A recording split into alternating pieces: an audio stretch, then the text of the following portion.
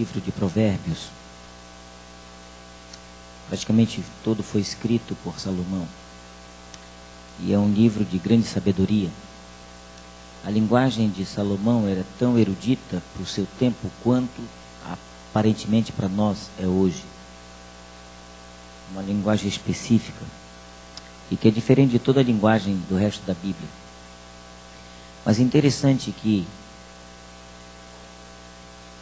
cada vez que Salomão escrevia, e especialmente aqui do capítulo 23 até o capítulo 27, ele aborda conselhos de sabedoria e como deveria se comportar o sábio.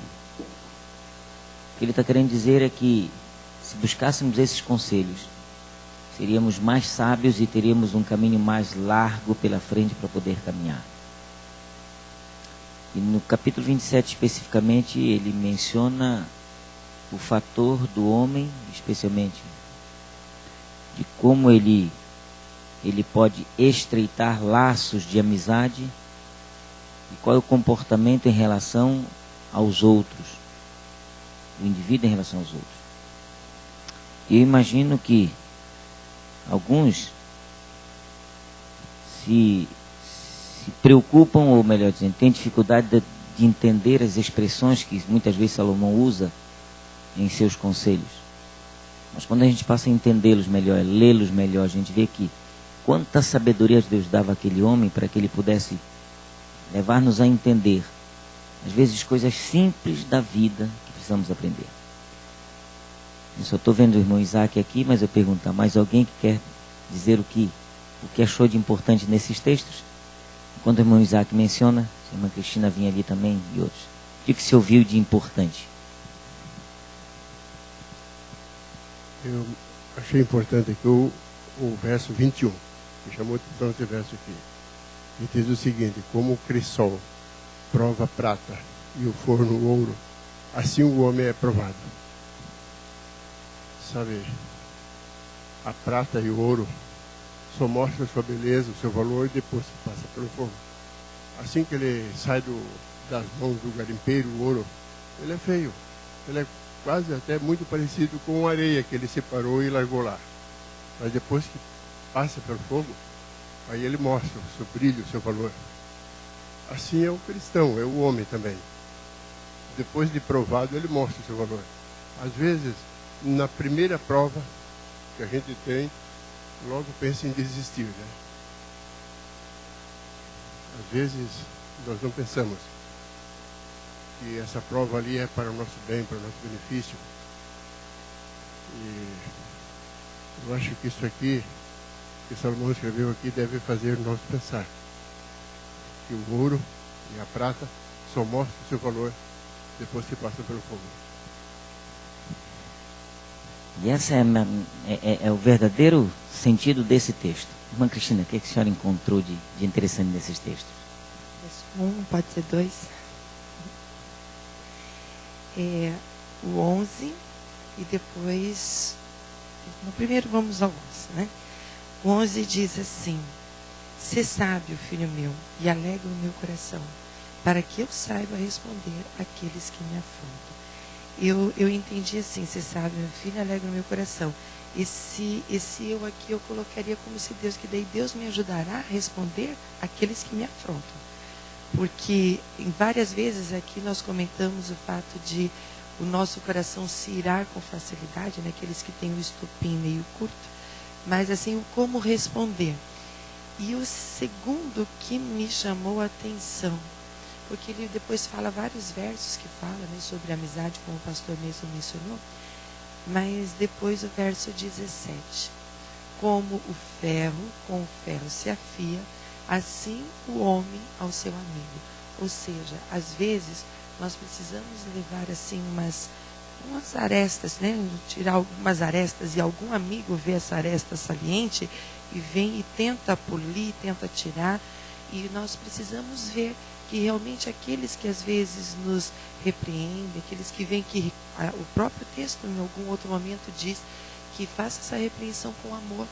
Porque quando é com amor, essa repreensão realmente é bem-vinda. E que nós possamos ser amigos, né, para ajudar o nosso irmão. Que bom. Charles, o que você viu nesses textos? Encontrou alguma coisa interessante que você achou que é bom para a sua vida? Bom dia, irmãos. Vou fazer que nem irmã. 2 textos me chamaram a atenção. O primeiro foi o 19. Como a água no rosto corresponde ao rosto, assim o coração do homem ao homem.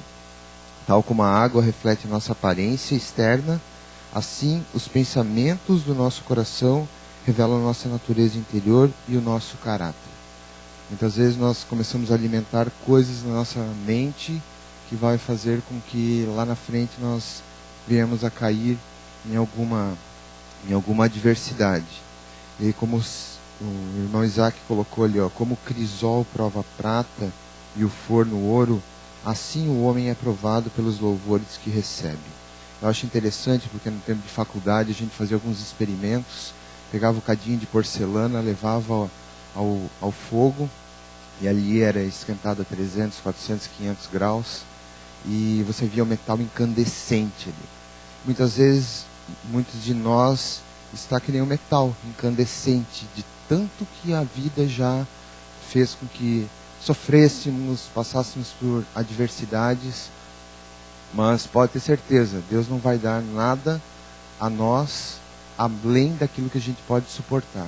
E da mesma forma, o texto, ele diz que Deus nos prova a fim de que sejamos purificados.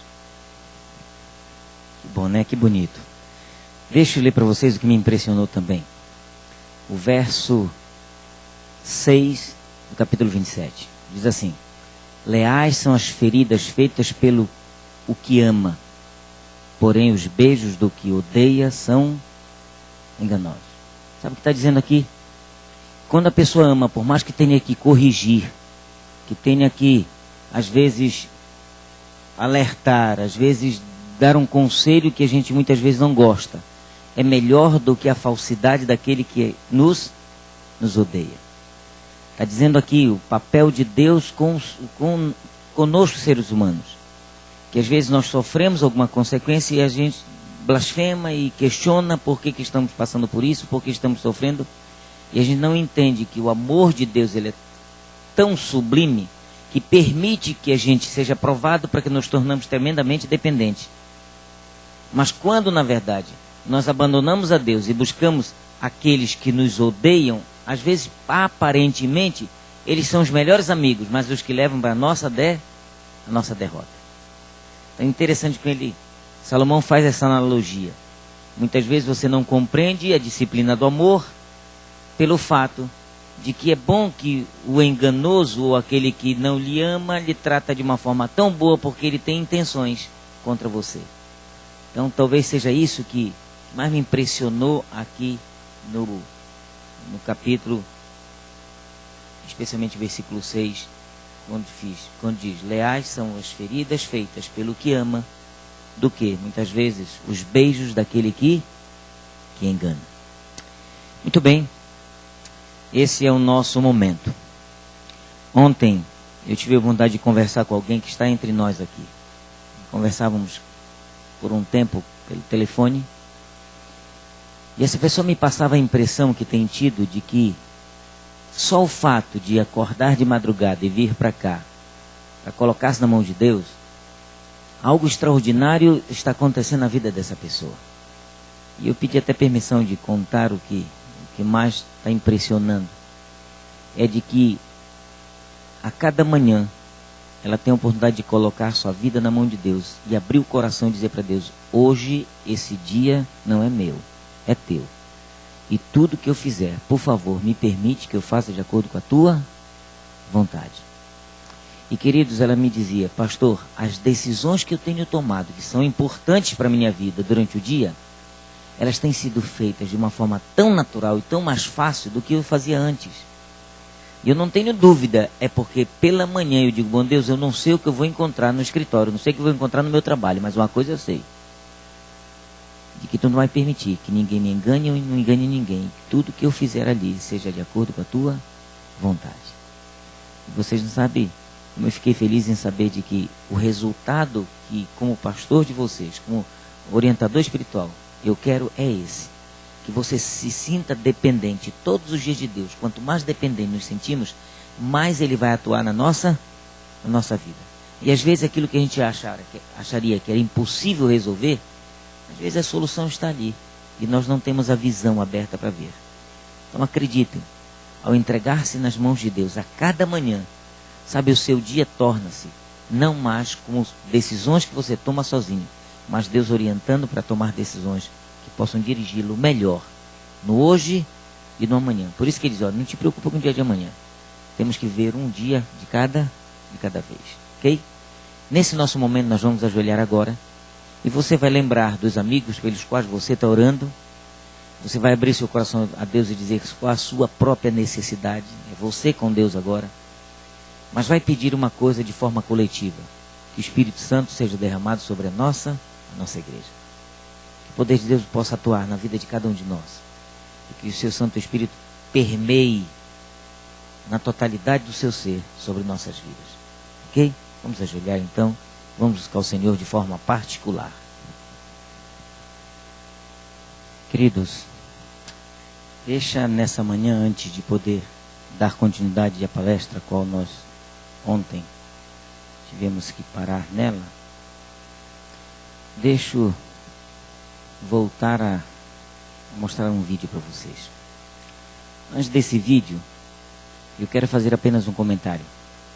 Quando o livro de Gênesis, Deus deu a Adão o cardápio daquilo que deveria se alimentar, ele e Eva, ele nos deu isentando qualquer tipo de alimentação que futuramente o homem poderia comer. Para aquele momento, e por quase 2000 anos, o homem teve uma alimentação de um receituário que Deus trouxe a ele. E a Bíblia menciona que ninguém, não menciona, quer dizer, que ninguém tenha morrido de fome por não se alimentar, naquela época, o alimento carne. Por outro lado, o vídeo já está, como diz o adágio popular, bombando na internet, né? Mas eu não acredito que uma criança nesse tamanho foi orientada, ou mentalizaram ela do que ela deveria fazer. Talvez a reação dessa criança é natural, bem natural mesmo. De um poder extraordinário do Espírito Santo falando a cada um de nós.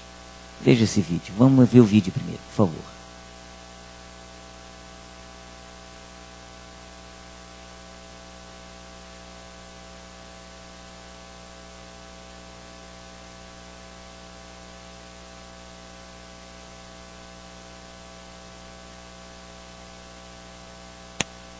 Tá?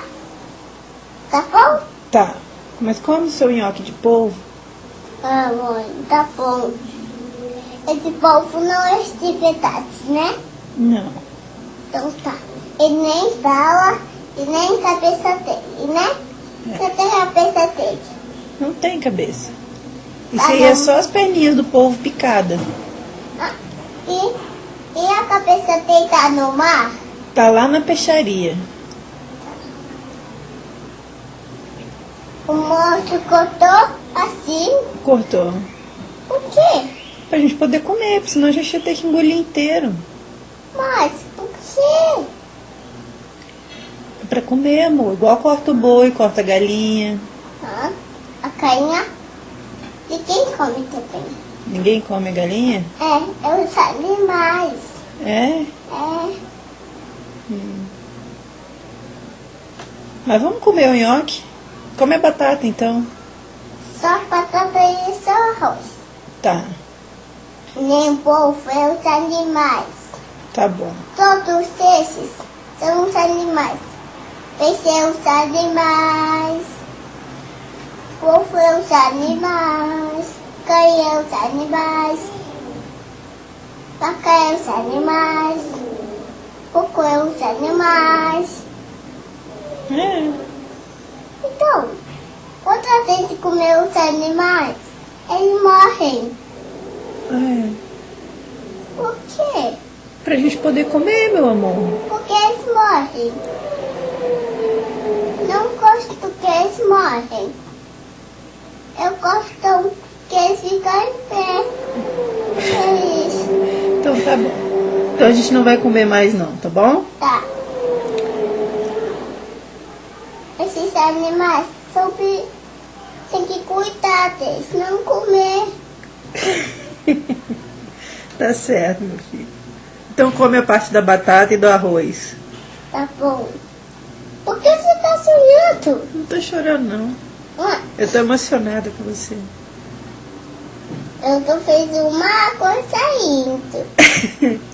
Então come. Não precisa comer o polvo, não, tá? Tá bom. Em vez de polvo, faz uma carne. É. Mãe, eu sou pitanga. Vocês acham que alguém disse para essa criança que ela não deve comer carne? Para mim está aí latente. Na verdade, ela não foi doutrinada por isso. Somente pensou, por que a gente come? Porque eles morrem se a gente for comer. E eu quero eles o quê? Em pé, vivos. E isso me dá a ideia, irmãos, de que Deus, se a gente não atentar, diz que as pedras clamariam. Nossos filhos dariam melhores exemplos a nós. E quantas das vezes, em casa mesmo, o Eric dizia, eu não gosto de carne, não quero carne, e a gente querendo fazer ele comer para que ele pudesse. Eu digo da minha experiência, porque eu não conheço a experiência de vocês. A gente querendo fazer ele comer, filho, mas você precisa comer. Né? Mas eu não gosto, vocês querem que eu coma uma coisa que eu não gosto. Queridos, pensem bem nisso. Porque nós temos repletas mensagens dadas pelo Espírito de Profecia com respeito a esse tipo de alimentação e nós ainda temos condescendência com isso, não é verdade? E precisamos entender que algo tem que acontecer na nossa vida espiritual. Na minha vida mesmo, na vida de cada um de vocês. E está aí o mundo inteiro falando, os outros falando. Aquilo que nós já sabemos há muitos e muitos anos. Deus possa abençoar cada um de vocês. Vamos ao nosso texto. Nós estamos, creio que aí no teu, aí está, paramos aí ontem. Deixa eu ler se para dar continuidade ao que nós, onde paramos. Diz aí, se o homem abraçar a luz que vem, misericórdia, Deus lhes dá com respeito à reforma de saúde. Ele pode ser santificado pela verdade e habilitado para a imortalidade. Interessante que a Bíblia diz aqui que a vida imortal que nós teremos, ela não deve ser almejada só quando estivermos no período da glorificação. Mas agora, precisamos nos preparar para a imortalidade. E diz que hoje nós devemos abraçar a luz que temos, porque apesar de sermos, quando formos transformados, nós na verdade já estaremos bem mais condicionados a fazer aquilo que Deus quer. Vamos lá então. A mensagem de saúde deve ser considerada um privilégio da igreja. Quando seguimos os conselhos enviados por Deus, temos a oportunidade de dar um forte testemunho ao mundo de que temos luz sobre o assunto. Sabe o que eu tenho dito, irmãos? Nunca a igreja adventista se prostrou, nunca a igreja adventista adorou, nunca a igreja adventista fez algum culto em comemoração ao nome de Ellen White. Mas o que ela escreveu faz tanta diferença, e a gente tem certeza que é inspirado por Deus, pelo um fato só. Porque se não tivéssemos as orientações do Espírito de Profecia, nessa igreja nós seríamos tanto quanto evangélicos e pentecostais como qualquer igreja por aí. Seremos igual a qualquer evangelho. O que faz diferença dentro dessa igreja é a orientação que temos nesses últimos dias, com respeito à nossa vida nesses últimos dias que estamos vivendo. Continuando o contexto, diz, o ensino dessa mensagem, pode passar, por favor? Porque o teu não está condizente com o meu. Aí eu que passei duas. Mas lembre-se, de ter um estilo de vida saudável não é garantia de santificação. Mas não reforma a saúde, torna possível recebermos a plenitude do poder santificado do Espírito Santo. Então, o que ela está querendo dizer aqui, que nosso estilo de vida saudável não vai nos dar direito a um dia sermos salvos, mas vai nos levar a sermos usados muito mais pelo Espírito Santo de Deus. É o que ela está nos mencionando. Vamos lá. O ensino desta mensagem é chamado de obra médico-missionária. Todo aquele que aceitou o convite de Cristo deve levá-la adiante. Aí você vai dizer, mas eu não tenho medicina. A obra médico-missionária é uma obra que não é dada só à nossa instituição de, pode dizer, instituição, de tratamentos especiais com respeito à saúde. Os hospitais, nossas clínicas e diversas que são criadas nesse mundo. Mas sim, cada membro tem que ser um médico missionário na prevenção, na orientação de qual estilo de vida que Deus quer que nós venhamos a ter. É esse o objetivo. Atingimos um tempo em que todo membro da igreja, olha o que ela diz, deveria lançar mão da obra médico-missionária. O mundo é um hospital repleto de enfermidades, tanto físicas como espirituais. Por toda parte morrem pessoas em amíngua de conhecimento das verdades que nos foram confiadas. Conselhos sobre Saúde, página 225. Está ela dizendo, muitas pessoas estão morrendo porque não receberam o conhecimento que nós recebemos. E morrem por ter hábitos adquiridos na vida delas porque não foram orientadas antes. Então, nossa função é levar esse mundo que está morrendo de muitas enfermidades, tanto físicas como espirituais, o que nós conhecemos e que não foi dado pelo poder maravilhoso de Deus. Infelizmente, vemos ainda muitos cristãos que já receberam a luz da mensagem, porém não fazem nenhuma tentativa para se reformar. Saber o que é correto é persistir, fazendo o errado e é considerado o quê? Apostasia. Você sabendo o que é certo, mas continuando fazendo errado, diz ela aqui, isso é uma consideração, ou é considerado como apostasia. Rejeitando a voz do Espírito Santo, rejeitando a orientação de Deus para uma mudança de hábito, uma mudança de vida que Deus está dando a cada um de nós. Além disso, pode passar? Além disso, temos também outra causa desta apostasia. Olha qual é a outra. A grande apostasia na questão da reforma de saúde tem por motivo o ter ela sido manejada por mentes imprudentes e levada a tais extremos que tem aborrecido as pessoas. E em vez de convertê-las à adoção da reforma, elas na verdade se revoltam com isso. Está vendo o que ela está dizendo aqui? Está no Conselho sobre Regime Alimentar, página 22. Tem pessoas com mentes tão imprudentes que levam ao extremo a mensagem de saúde e ao extremo de tal forma que em vez de convencer a pessoa à mudança, o que faz? Revolta. E eu conversando com isso com o irmão João, ele disse, pastor, eu já fui desse jeito. Me permita, irmão João, comentar isso. Eu já fui além da cruz. Ele disse assim, eu já fui de um jeito que eu fui além da cruz. E ele é consciente de saber, fiz a minha família sofrer. Hoje eu tenho a consciência de qual é a vontade de Deus para cada um de nós. E que bom que Deus nos ajuda a entender isso, não é verdade, irmãos? Notem, o radicalismo quanto à mensagem de saúde pode trazer à igreja discórdia e separação. Portanto, nós não precisamos ser radicais. Precisamos ter o que? No início, nós lemos ontem. Equilíbrio. O equilíbrio. Ok? Veja a situação. Vamos lá. O radical, diz aqui, o radical critica a todos os que não têm a mesma conduta alimentar e o relaxado, por sua vez, não tolera nem ideia de mudar seus maus hábitos e critica o radical veementemente. Sabe o que dá a ideia de que, em vez da pessoa ajudar, ela mais prejudica?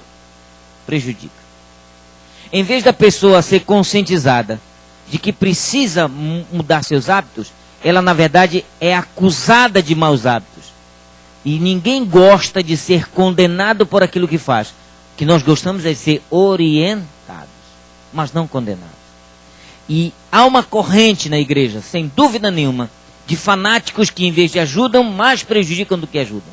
E acham que por eles terem conseguido esse patamar de compreensão da mensagem da reforma de saúde, então eles são aqueles que mais têm condição de dizer a você o quanto você está errado.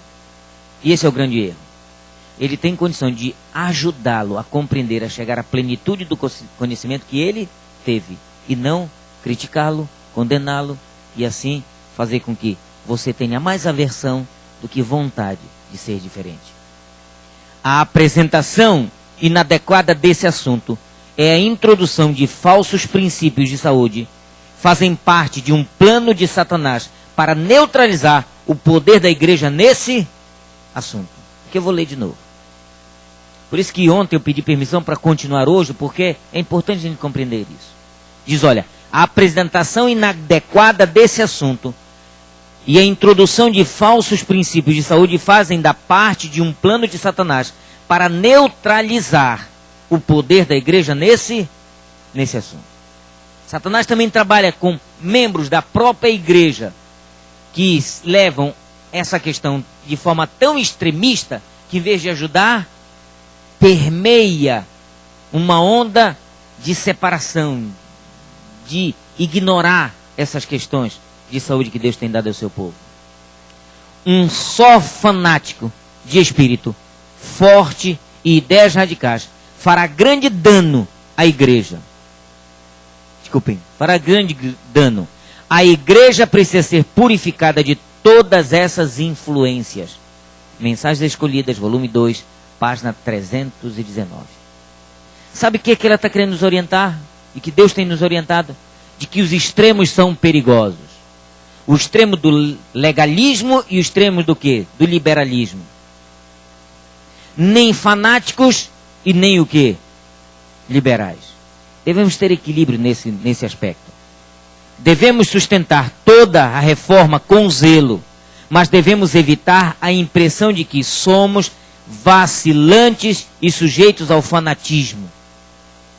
Está vendo o que ele está dizendo? Nós devemos fugir dessa situação. De vacilarmos ao ponto de achar que só porque nós conseguimos uma coisa, todos deveriam conseguir. A mensagem de Deus, ela é alusiva a todos, mas ela é progressiva de forma diferente na vida de cada um. Alguns já alcançaram a plena compreensão e tiveram força, através do Espírito de Deus, de mudança. Outros ainda estão o quê? Compreendendo. E essa é a grande maravilha de Deus. É a grande maravilha de Deus. Que a gente vai, a cada luz que a gente vai recebendo, a gente vai moldando o nosso caráter de acordo com a vontade dele. O que lemos agora está em Conselhos sobre Regime Alimentar, na página 74. Felizmente, Ellen White nos diz, Deus intervirá para evitar os resultados das ideias tão extremadas. Notem, em alguns casos, Deus intervirá para evitar os resultados das ideias tão extremadas. Conselhos sobre Saúde, página 136. Precisamos entender de que Deus quer que tenhamos equilíbrio nesse assunto. E quando eu digo equilíbrio, não é porque eu sei que uma coisa é certa, que ainda vou continuar fazendo o errado. O equilíbrio não é porque eu sei que alguns conseguiram, ou eu consegui, que agora é obrigado que todos consigam. O equilíbrio é você falar disso de uma forma tão gostosa e tão especial, que os outros tenham vontade de fazer o que você tem feito, já que você compreendeu que isso tem que ser feito. E aí é que está o poder do Evangelho de Cristo Jesus. Nós devemos levar as pessoas, mesmo nesse assunto, pelo amor a Cristo. E não pela condenação de quem quer que seja nesse aspecto.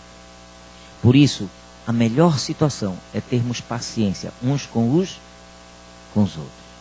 Uns com os outros. E sabe, irmãos, de que tudo que a irmã White fala sobre a questão alimentar, nós devemos sempre, a Bíblia, o Espírito de Profecia, sempre ler olhando no espelho. Vocês vão me ver quanto tempo passar aqui eu falar isso. Olhe para o espelho. E quando você encontrar a mensagem, diga, poxa, Deus está precisando, está me dizendo que eu devo mudar nisso. E nunca olhe pela janela. Porque se olhar pela janela, eu vou dizer, está aqui. Aqui o que o fulano precisa ouvir, precisa ver. Eu vou mostrar isso aqui para ele, mas ele não sem vergonha que não aceita o que Deus está mandando, olha.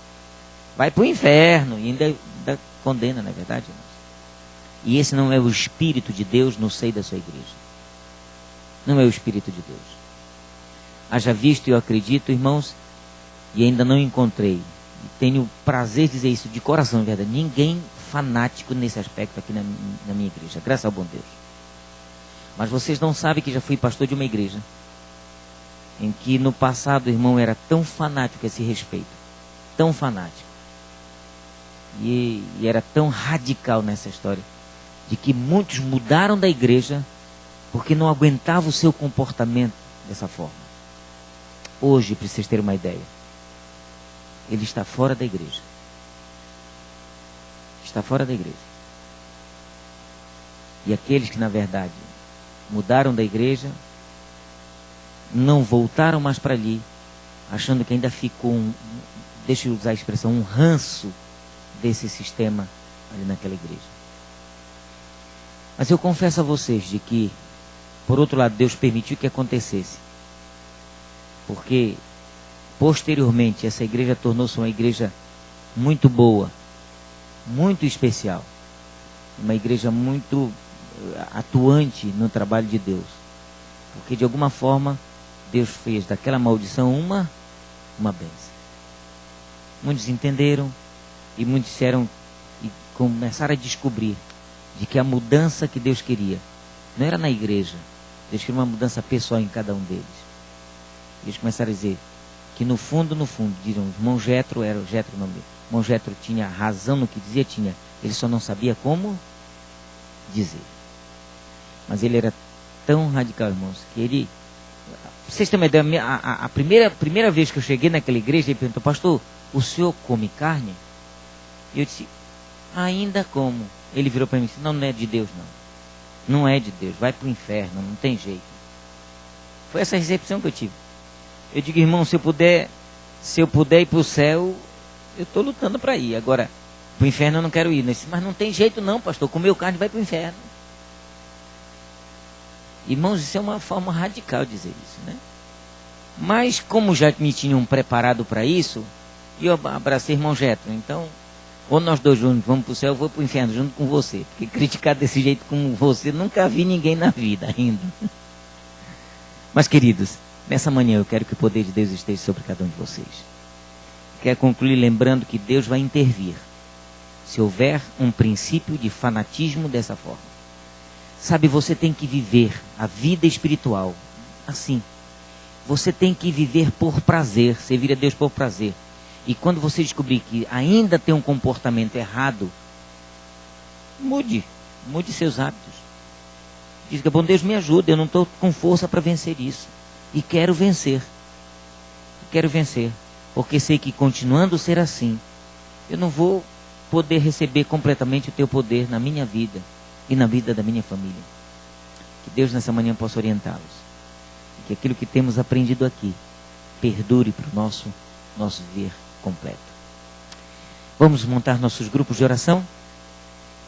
Deixa eu dizer para vocês de que Guilherme está conosco hoje. Parabéns, Guilherme, que Deus possa te abençoar, tá bem? Tenho orado por você, pelas decisões que você tem tomado. E eu tenho certeza que Deus tem um plano.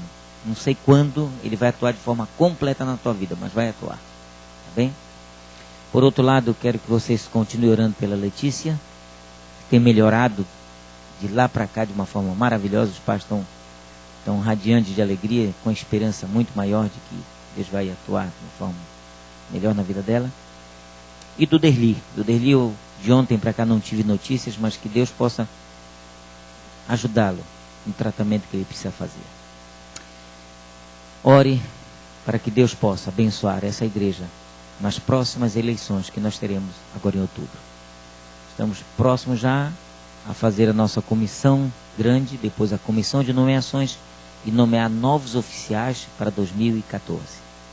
Orem para que o Espírito de Deus trabalhe no seio da nossa igreja, que ninguém queira ou que ninguém almeje cargo pela posição, mas que sinta a necessidade, a vontade de trabalhar com responsabilidade para seguir e dar andamento ao trabalho maravilhoso que essa igreja tem desenvolvido nessa região.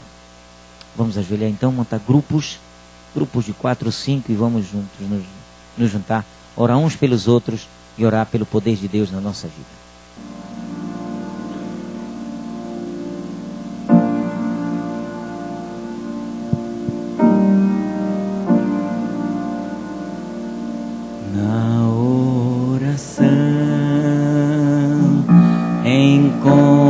encontro calma na oração, encontro paz, orar a Deus faz bem à alma, falar com Deus me satisfaz.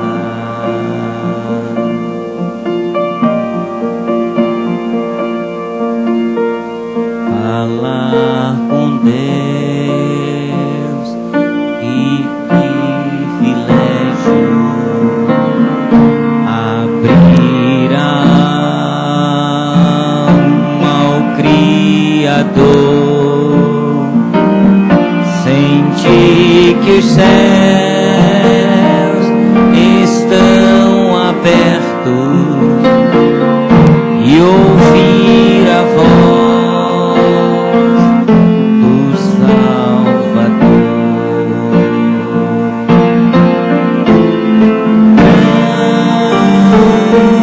Grande é o nosso Deus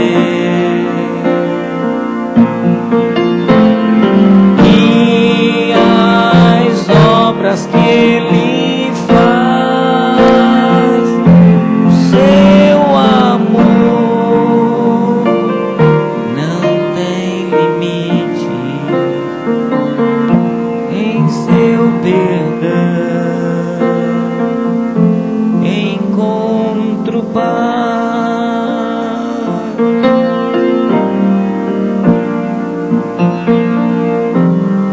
Falar com Deus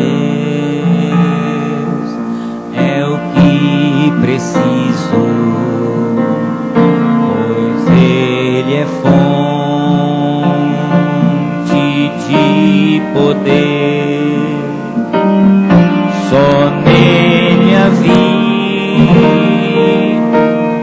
faz sentido, pois me dá forças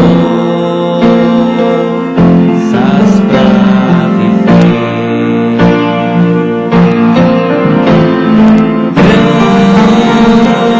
Grande é o nosso Deus e as obras que Ele faz, meu amor não tem limite, em seu perdão encontro paz.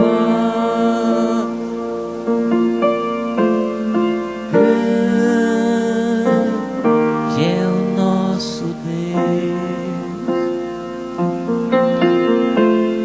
e as obras que Ele faz, seu amor não tem limite, em seu perdão encontro paz. A Ti clamamos, Senhor, rocha nossa. Não sejas surdos para conosco, para que não se suceda, Senhor, te calares a respeito de nós. Sejamos nós semelhantes aos que descem a cova, mas ouve-nos a voz de súplica. E quando a Ti, Senhor, clamarmos por socorro, quando erguermos as mãos para o Teu santuário, não nos arraste com os ímpios, com aqueles que praticam iniquidade. Faze-nos segundo a Tua maravilhosa vontade. Em nome do nosso Senhor e Salvador Jesus Cristo. Amém, Senhor. Deus possa abençoá-los.